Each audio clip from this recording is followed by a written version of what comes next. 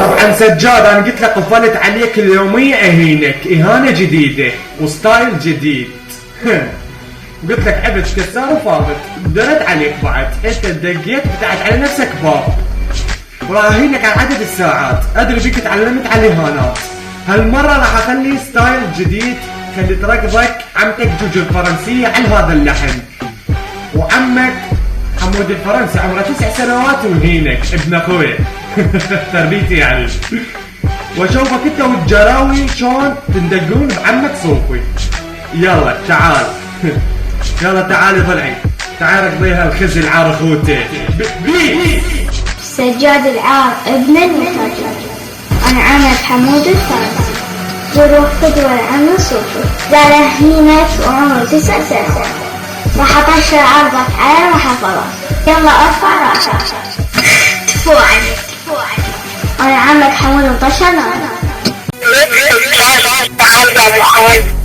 تبشرك على بالك جبل جمال تفكرك وقت حركتك الشر خرج من زمان خرج من ذكر خربان السجاد تبيك تروقي تقول تختك تكفك السجوري تكواشر وتبخربل تكارك خوفي بخطك توزك خورك كردي تتطلق ريد الرجال قلبي يلا خوفي كاز نكتب عجزه سمية قاوة المعاني نجري.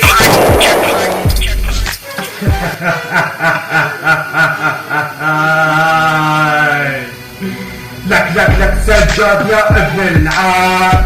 يلا تنح لعمك صوفي وندار راح يجيك على حلقة فرار. اليوم صوفي فرنسي رقبك لك انت من كل عقلك تندك ما تدري صوفي وتبقول بعرك وين ما يشوفك يصفك ورافع تنحك واحد لك ومرضك. لك سجاد يا ابن المترجمة لك حتى حمودي هينك هاي زحمة لك انت يا ابن البريصان زلمة. سجاد الحين انت وصلت مني رد توصل اني كلمة بداية الطريق راح ادي كسواق حلم وصلت البريق بهذا فني.